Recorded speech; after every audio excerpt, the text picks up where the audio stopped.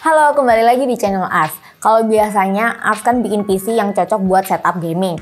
Nah, kali ini kita mau bahas PC yang compact, ringkas, tapi tetap bisa di-upgrade.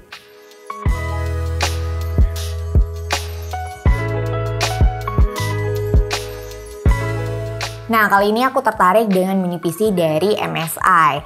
Jadi mini PC ini yaitu QB512M. Nanti kita bakal bahas bareng satu setup sama monitornya yaitu MSI Pro MP273.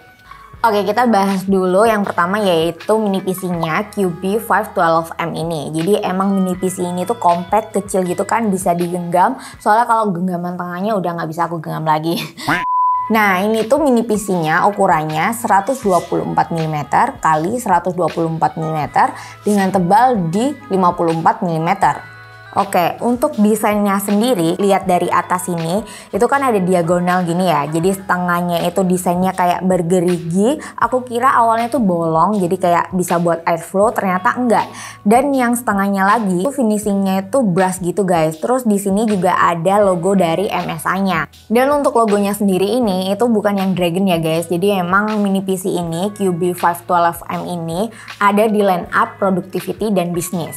Oke, meskipun compact kayak gini, bobotnya itu cuma di setengah kilograman aja, jadi 590 graman aja. Dan kalau misalnya kita lihat di sini sebelah kanan sama kirinya di pinggir-pinggirnya ini juga ada aksen gerigi gini. Aku kira bolong, juga ternyata nggak bolong. Dan ternyata airflow-nya itu ada di belakang sini ya guys. Jadi emang di bagian belakang sini itu bolong. Aksennya beneran bolong. Untuk airflow-nya juga ada di bagian bawahnya ini. Di bagian bawahnya juga bolong guys. Oke, kita bahas untuk I/O port-nya yang di bagian depan. Di sini ada untuk jack audio. Udah combo ya, jadi bisa buat headset maupun mikrofon. Terus juga ada USB 3.2 Gen 2. Ada dua. Di sini juga ada Type-C yang udah support Intel Thunderbolt 4.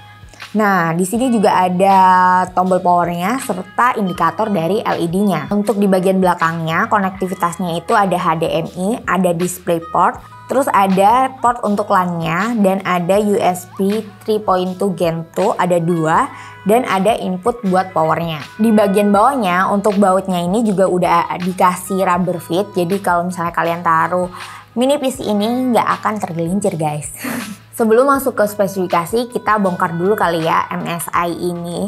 Jadi kan meskipun ini kecil dan compact, isinya ini ternyata masih bisa di-upgrade guys. Jadi di sini tuh udah ada slot RAM-nya yang nggak on board. Jadi kalian bisa upgrade RAM-nya itu sampai ke 64 GB. Nah, untuk bawahnya sendiri kita dapat SODIMM 16 GB DDR4 3200 MHz. Dan untuk storage-nya udah pakai NVMe M.2. MSI kasihnya WD-SN560 dengan kapasitas 512 GB dan udah pakai heatsink.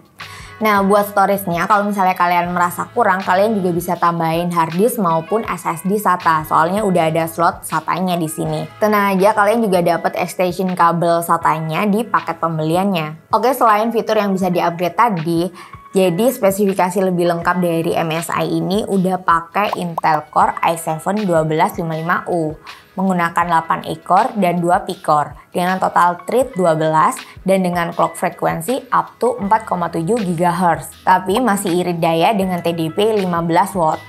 VGA-nya sendiri pakai iGPU Intel Iris Xe yang biasa dipakai di laptop komersial.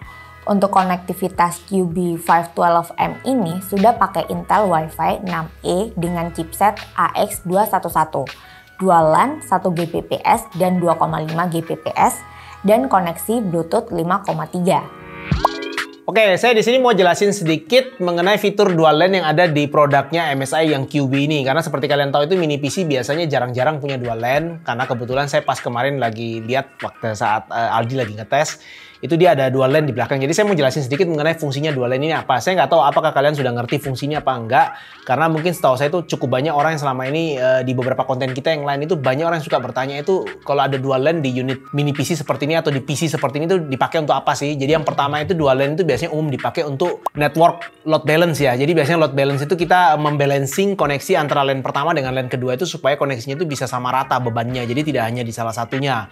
Ini yang umum dipakai. Terus metode kedua itu biasanya kalau kita pakai dual LAN itu fungsinya biasanya kita pakai buat link aggregation. Jadi kalau link aggregation itu biasanya kita pakainya itu misalnya di unitnya QB ini kan dia punya dua LAN ya. Ada LAN yang 1 GB sama yang 2,5 GB. Itu kita bisa bonding dia jadi satu. Jadi totalnya itu menjadi 3,5 GB. Jadi kalau misalnya kita membaca data SSD misalnya dari QB ini, kalau memang kecepatan SSD-nya kita bisa pakai NVMe, misalnya kita bisa nyentuh angka sampai misalnya 3.500 atau mungkin 4.000. Nah, speed SSD ini bisa terpakai penuh.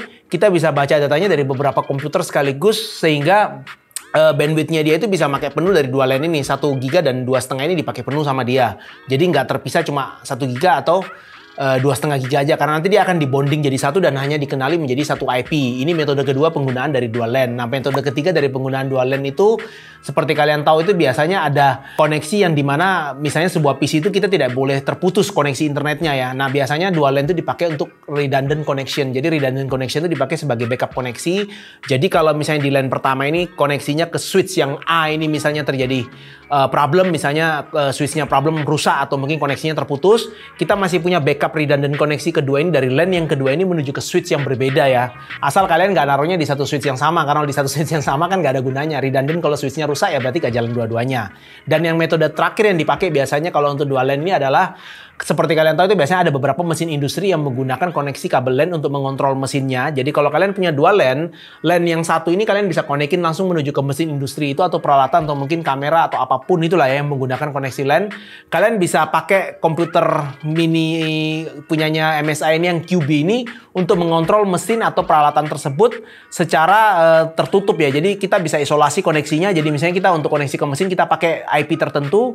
Nanti di LAN satunya kita pakai untuk koneksi ke jaringan kita atau menuju ke internet itu dengan menggunakan IP yang berbeda. Jadi kita bisa isolasi koneksi antara yang LAN A dengan yang LAN B. Jadi ini kurang lebih fungsional dari dual LAN yang biasanya umum digunakan. Jadi buat kalian mungkin yang mungkin sudah sempat kepikiran mau pakai dual LAN seperti apa konsepnya, atau mungkin kalian juga mungkin bingung sebelumnya mau pakainya seperti apa. Ini saya kasih sedikit gambaran bagaimana cara menggunakan fungsi dual LAN yang terdapat di MSI QB ini. Sekarang saya kembalikan ke Excel untuk penjelasan lebih lanjut. Nah, untuk itu kita lihat hasil pengujian dari mini PC Cube 512M ini biar afdol. Untuk pengujian pertama menggunakan Cinebench R23, kita loop 10 menit. Di menit-menit akhir suhu dan clocknya bisa kalian lihat di layar. Nah, untuk skornya dapat di angka 6014. Di atas kertas ini jauh di atas i7 1165G7 yang biasa dipakai di laptop komersil lainnya. Nah, untuk hasil 3D Mark, kalian bisa lihat hasilnya Price Strike. Untuk overall skornya ada di 3733. Dan untuk time spy-nya itu di 1497. Untuk time spy ekstrimnya ada di 708. Oke, pengetesan untuk Crystal Disk Mark ini NVMe Reworld Performance ya, untuk pengetesan di 1 GB dan 16 GB. Selanjutnya untuk productivity kita tes render video 1080p berdurasi 14 menit dengan hasil waktu di 22 menit 34 detik. Selanjutnya untuk tes blendernya kalian juga bisa lihat di layar. Nah, terakhir gak afdol kalau kita juga nggak tes buat gaming singkatnya. Kita tes di 1080p rata kiri.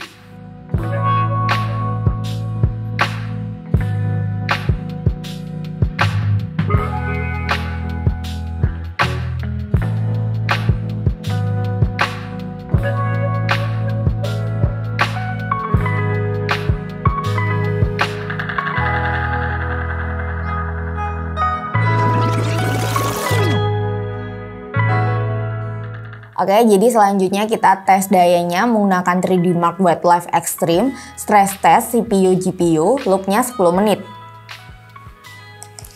Nah, kalian udah lihat kan hasil pengujian dari mini PC ini. Jadi mini PC ini itu cocok buat setup minimalis kayak gini. Cocok dipadukan dengan monitor dari MSI juga yang Pro MP273. Nah, jadi monitor ini juga udah support VESA mount, jadi mini PC-nya bisa dipasang di belakang monitornya.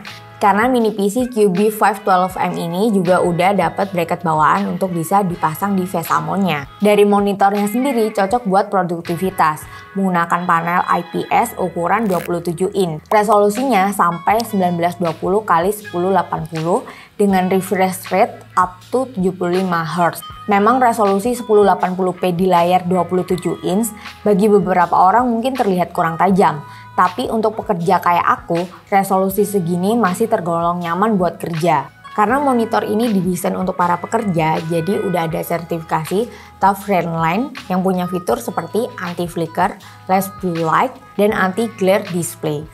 Dan untuk view angle-nya, waktu dilihat serong dari samping, kanan, kiri, atas, bawah juga masih nyaman. Warnanya juga masih konsisten. Dari desainnya, monitor ini juga masuk kategori bezel-less dengan tebal pinggirannya cuma 4 mm.